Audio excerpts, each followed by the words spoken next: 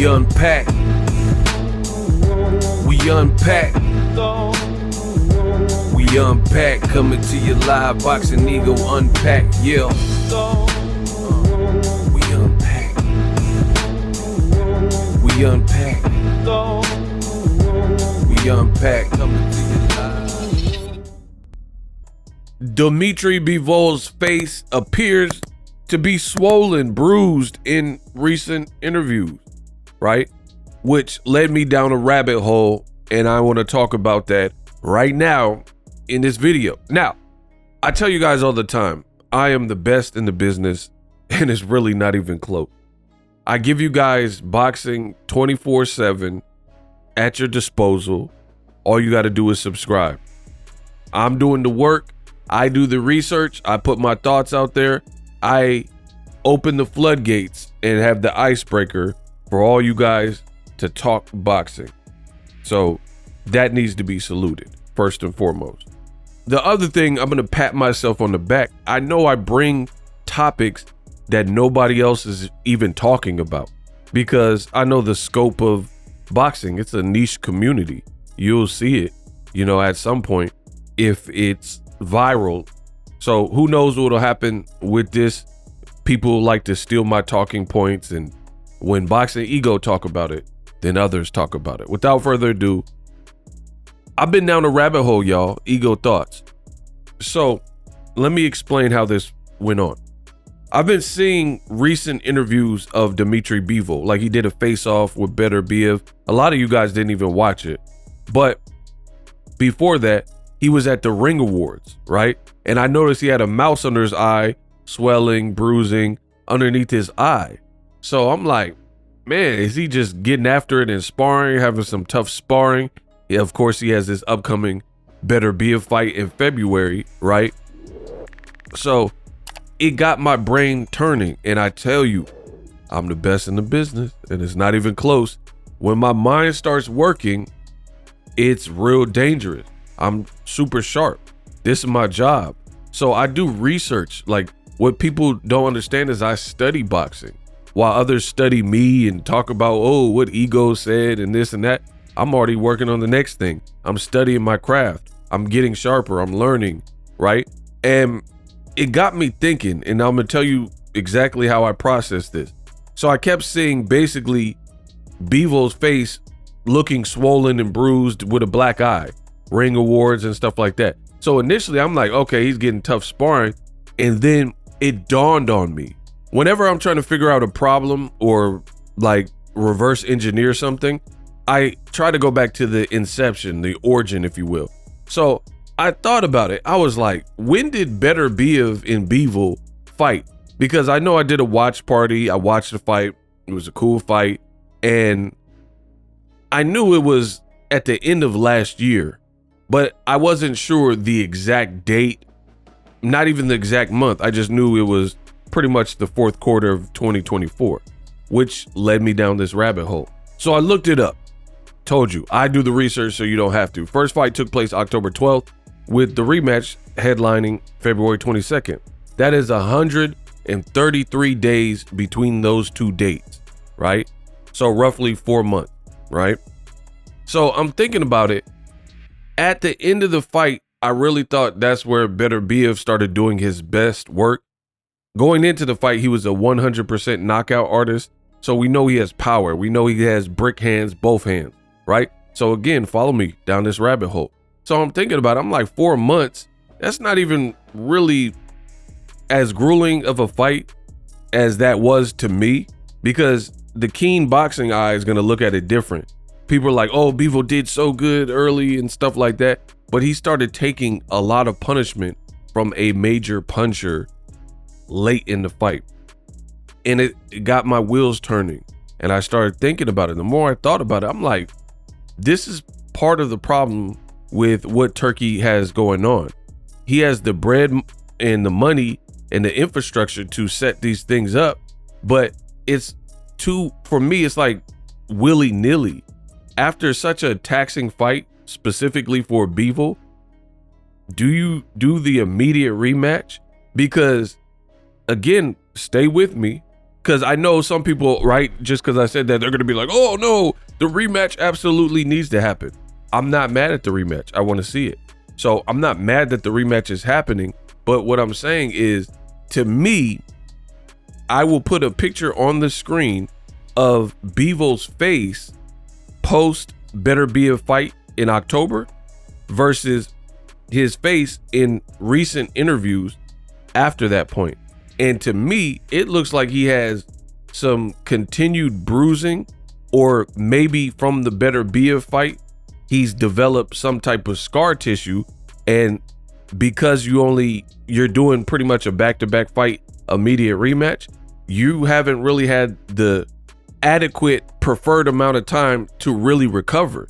Because again, when you guys look at these side-by-side pictures, where his face was bruising really bad immediately after the fight, months later, it looks like the same region in the same area is bruising and a black eye. So initially I'm like, I didn't even make this correlation, but the correlation that I'm making is, I think because of punishment suffered in the first fight and the proximity of the second fight, that Bivol is somewhat going into the fight kind of compromised. He really should have taken a rematch, but a little bit more time in between. But because Riyadh season or Ring or whatever, Turkey, they're just trying to make fights, they almost are treating it like a video game, right? And I'm telling you, in boxing, this is risky. This is very risky. Like, you want to make Haney versus Ryan Garcia, and then you're putting Ryan in with the puncher off a year layoff, and you're putting Devin off of a slaughter and massacre with Ryan. You're putting in it with the Jose Ramirez. You're better off just doing an immediate rematch in that fight, like you're doing with Beterbiev and Bivol, just so nothing potentially gets in the way. And then when I'm looking from a boxing perspective with Bivol, again, I'm not mad at the rematch. I'm just giving you my truest thought. It looks like his face has some form of scar tissue or damage from the Beterbiev fight, and he's automatically going into the rematch. Now, I was already, before I even made this theory up or this connection up, I was already picking Beterbiev in the rematch like I picked him in the first fight. I have multiple reasons for that, not just what I'm saying here, which is part of it, but Beterbiev was coming off an injury, coming off a long layoff, and he kind of got a slower start in the first fight. I think that ring rust may have had something to do with it. As the fight wore on and the urgency grew, then that's where mid-fight to late fight, Beterbiev did his best work. So I think it's kind of going to be a continuation from that point. I think the best thing for Beterbiev is, for him, he didn't get busted up and bruised up. If you look at the fight, you just watch it, not like, oh, I'm a fan of this guy or this, but just hear what I'm saying. Bivol did very good. It was a good fight. He was sharp. I never really seen Beterbiev hurt like some of you guys think he was. And based on Bivol's style and his power, and especially in the late half of the fight, Bivol's offense dropped off of a cliff. When he started feeling them hammers and the brick hands from Beterbiev, he was very tentative and his offense just dropped off a cliff. So for me, I think that kind of preserves Beterbiev. Even though he's older, he didn't get like bashed up and like battered. Bivol, was he scoring? Absolutely. Scoring shots, looking good, and like punches and bunches, but his power is not set up like Beterbiev. Beterbiev is the type of forceful, impactful puncher where if you take a loss to him, you better get out the way for a minute. Move. Get out the way. If I see you on the highway, get the out of my way. Luda, right? Like Caleb Smith, like Anthony Yarde. You might want to take some time off between your next fight. And I think a lot of people are looking at this as, because Bivol did good in the first fight, they're looking at it as, nah, he didn't take that type of loss. He don't really need a bunch of like rest and R&R, right? He's good. But to me, I would treat this closer to what you would and how you would treat a knockout loss, even though he didn't get knocked out. And I know that might sound weird to some of y'all, But I'm saying I would treat it as such and put some space into the rematch. Like, yeah, I'll rematch Beterbiev, but that was a grueling fight, and I got to jump right back into that. You know what I mean? Like, I want to spend some time, because let's be real. I don't know what Bivol does in his personal life, but he got some personal issues and stuff. He might want to enjoy the holidays or take some time off, and then he right back in training camp, you know? And I think it's going to affect Bivol more than it affects Beterbiev, because again, he didn't take a sustained beating. Sometimes getting and absorbing punishment from a brute force guy can be just as bad, if not worse, as getting knocked out, right? Look at Bermane Stiverne. Bermane Stiverne, he lost to Wilder, but in the first fight, he didn't get knocked out. After that fight, he came back later that year and fought a guy named Derek Rossi. He got dropped in that fight. And Bermane Stiverne is a former champion. So sometimes when you take them heavy hands and them brick hands, you're not looking the same. Look at Hector Luis Garcia. He beat Primetime Colbert, looking good in fight. Olympian, undefeated, fought Tank Davis. After he fought Tank Davis, he ends up losing to Tank's upcoming opponent, Lamont Rote. You look at Rolly. Rolly ends up losing arguably to Barroso, does lose to Pitbull. When you're in there taking like punishment and or getting knocked out, I feel like your body needs a rest. And I treat Bivol's case no different. So again, I was already picking Beterbiev in the rematch, but now that I've made this discovery, that's what I'm rocking with.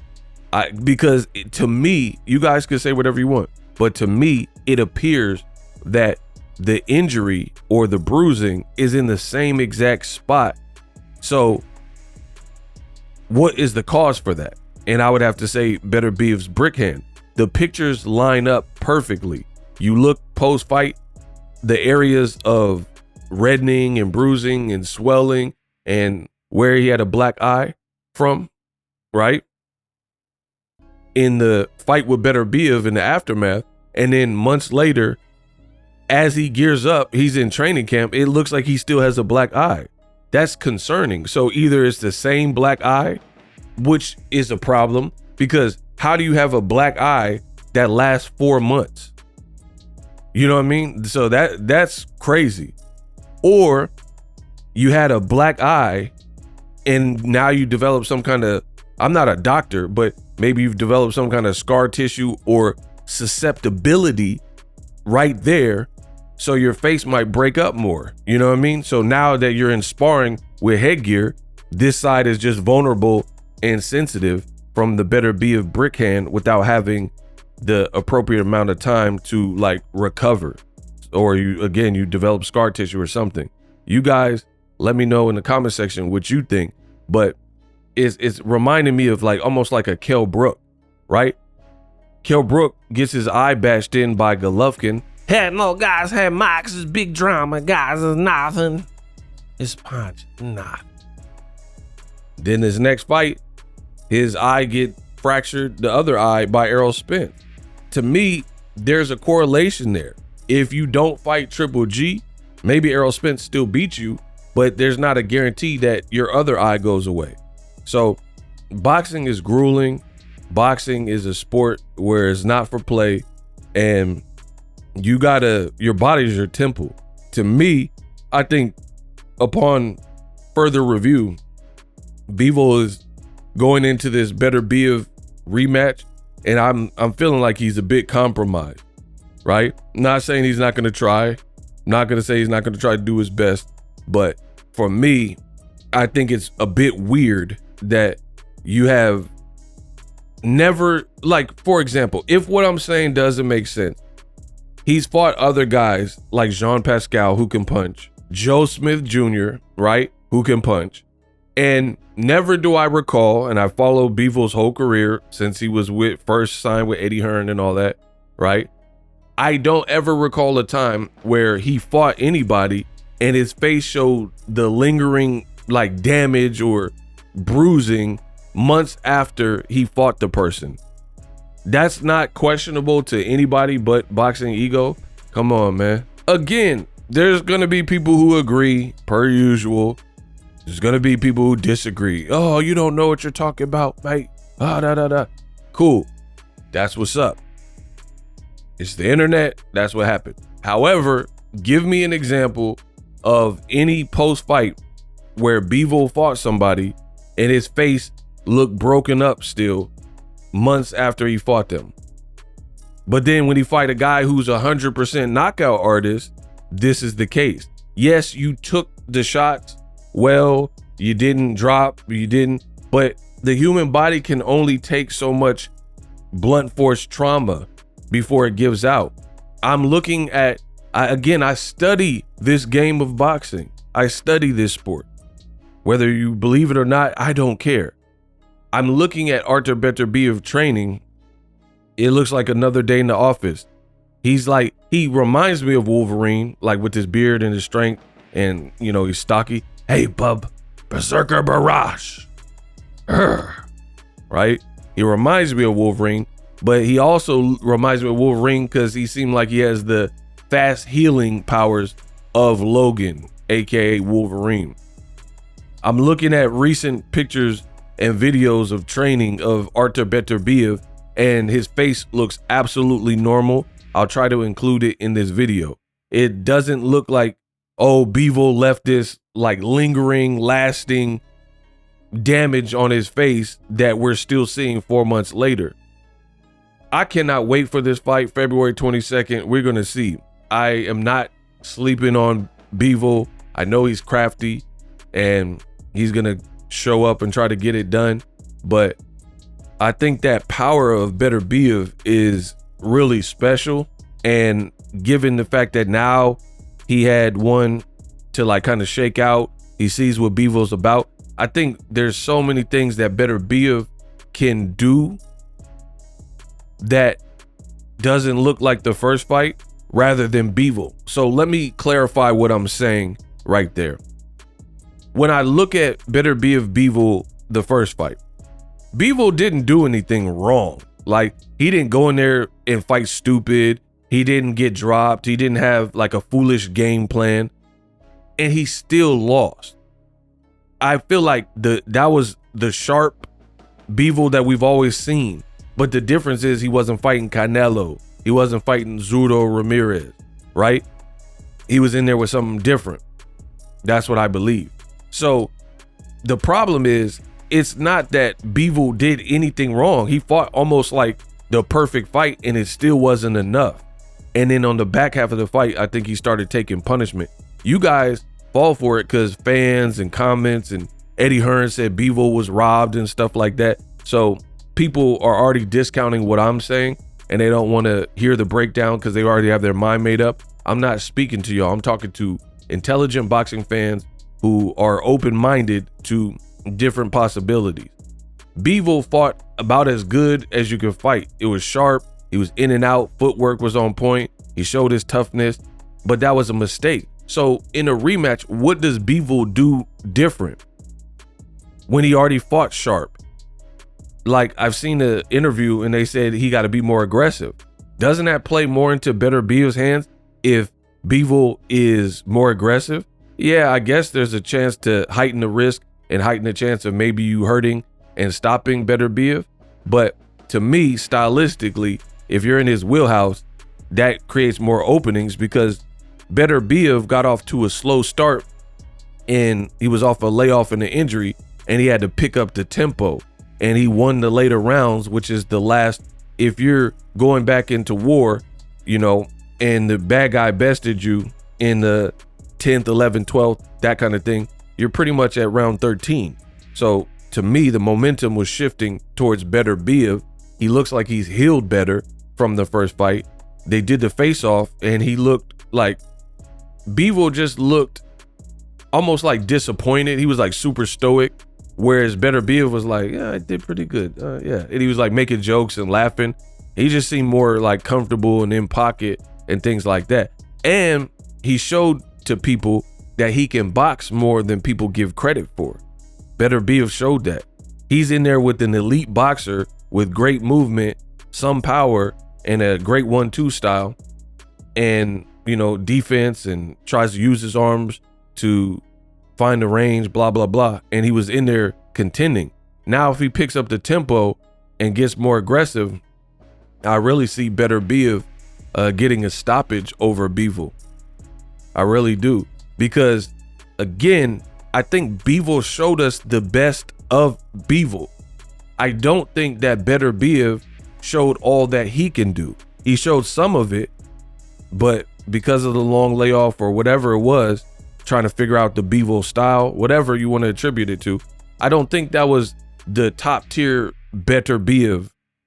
So I think Beterbiev is going to come like new, refocused, rejuvenated. He knows what he can correct. His team knows, like, man, we could have used the jab more here. We could have been more aggressive in this spot, blase blah. And that's why I'm picking Beterbiev.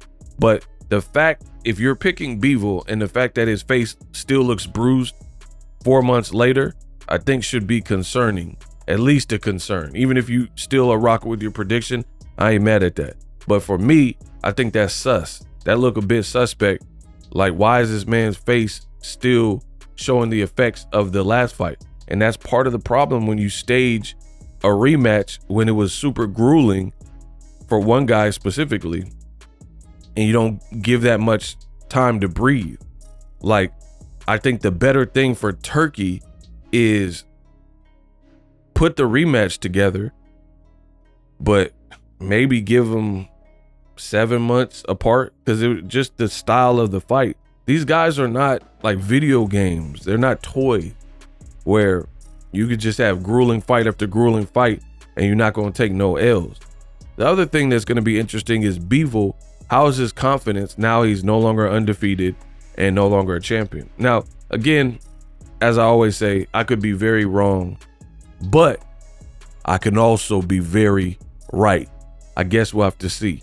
February 22nd, we unpacked. Live streaming can be tough, which is why I use StreamYard. Click the link in the description for StreamYard, which is an awesome tool that enables you to set up your stream with ease of use. Get great results with live streaming. It's what I use. Stream to social media with ease with StreamYard. Live streaming is here to stay. Engage with your audience using StreamYard. Great way to reach out to your audience and connect. So you need a tool that can do that.